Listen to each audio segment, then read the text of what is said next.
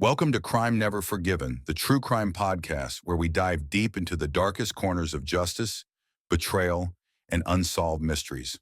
From chilling murders to courtroom drama, from twisted conspiracies to shocking appeals, this is where the past refuses to stay buried. Because in the world of crime, the truth always finds a way to rise. Let's begin. It was just past midnight when Asif Sheikh sat alone in his cell at Arthur Road Jail. The walls were cold, the silence louder than any scream. He stared at the ceiling, whispering a prayer he'd repeated every night for 18 years. I didn't do it. Asif, I didn't plant bombs on a train. I didn't kill anyone. So why am I still here? In 2006, Mumbai burned.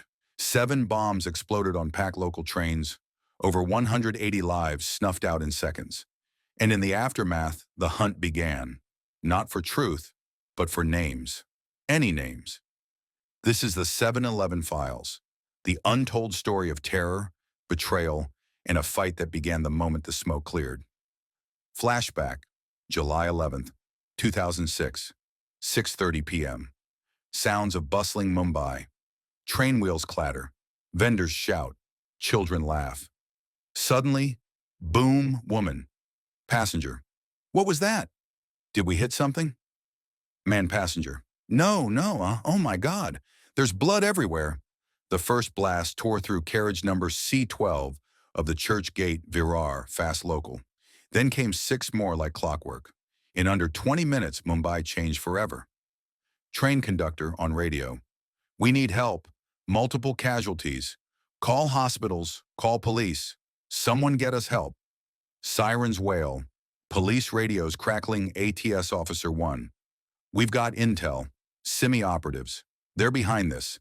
ATS Officer 2. Get them in.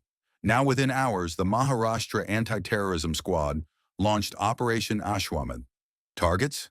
Young Muslim men. Students, clerics, preachers. Many had no criminal record. One name rose quickly. Tahir Ahmed Naimuddin Sheikh. Tahir, interrogation room. Why are you doing this? I don't even own a mobile phone. Interrogator. That's what they all say. But guess what? We have your confession. Confessions appeared like magic. Witnesses stepped forward. Evidence vanished. And soon the case was closed. Too neatly. Dark interrogation room. Light flickers overhead. Inside a secret detention center, Fahim Ansari sat blindfolded. Days without sleep. No food. No water. Interrogator. You want to go home? Tell me who gave you the bombs. Fahim. I'm telling you. I don't know anything. Interrogator. Slams table. Then how did we find your fingerprints on a pressure cooker? Pressure cookers. RDX. Backpacks.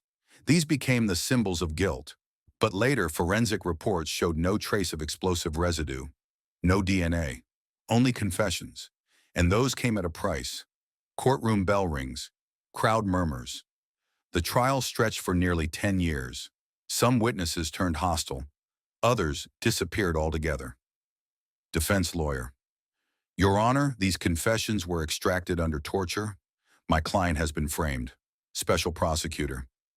Your Honor, this is one of the worst terror attacks in Indian history. Do not let legal technicalities set mass murderers free. But justice moves slowly, especially when fear runs faster. In 2015, the verdict finally dropped.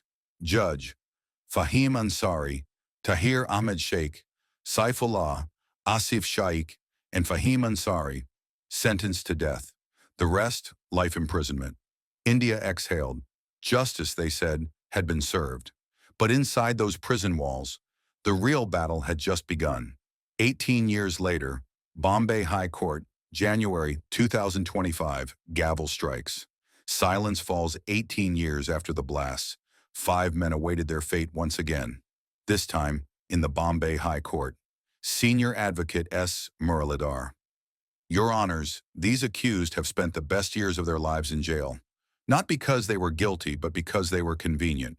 Muralidhar, former Chief Justice of Orissa High Court, laid bare the cracks in the system. Muralidhar, there is no evidence linking them to bomb making. No motive. No recovery of explosives from their homes. just coerced statements and missing witnesses. Prosecutor Raja Thakare. With respect, Your Honors, this is a delay tactic. Truth does not vanish after 18 years. But even the prosecution couldn't answer one question. Where were the bomb makers? Back in his cell, Asif Sheikh wrote letters no one read. His son grew up without a father. His wife died waiting for him. Asif, reading letter aloud, to whoever reads this, I never touched a bomb. I sold tea outside car station. That's all I ever did. His words echoed the pain of many, of families torn apart, of children raised as terrorist kids, of a community branded before being judged. The pattern repeats. Newspaper headlines flash, Malaga blast, Samjhauta Express attack. This wasn't the first time the ATS used force to build a case, nor would it be the last. In Malaga, in 2006, the same officers arrested Muslims, claimed Muslim bombers, and built a case that collapsed in court. Defense lawyer. Same tactics, same officers, same results. So was the Mumbai blast case a triumph of justice, or another chapter in a long pattern? Judgment reserved. January 2025. Clock ticking, pen scratching, gavel resting. On January 14, 2025, the final arguments concluded. The judges reserved their judgment. Now the city waits, families wait, prisoners wait. If the High Court overturns the convictions, it will be a seismic moment in India's legal history.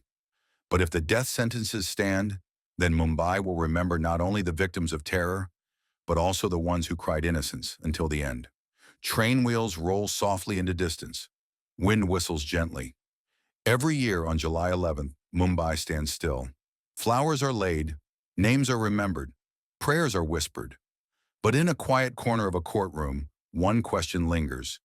Who really blew up those trains? Because in the world of terror and justice, sometimes the most dangerous thing isn't the bomb. It's the lie that follows. This is the 7/11 Files. Until next time, stay curious, stay awake, and never stop questioning. Thanks for joining us on Crime Never Forgiven. If you enjoyed today's episode, don't forget to like, subscribe, and hit the bell so you never miss a story that keeps you up at night. Remember, justice may be delayed, but crime is never forgiven. Until next time, stay curious, stay awake, and keep questioning.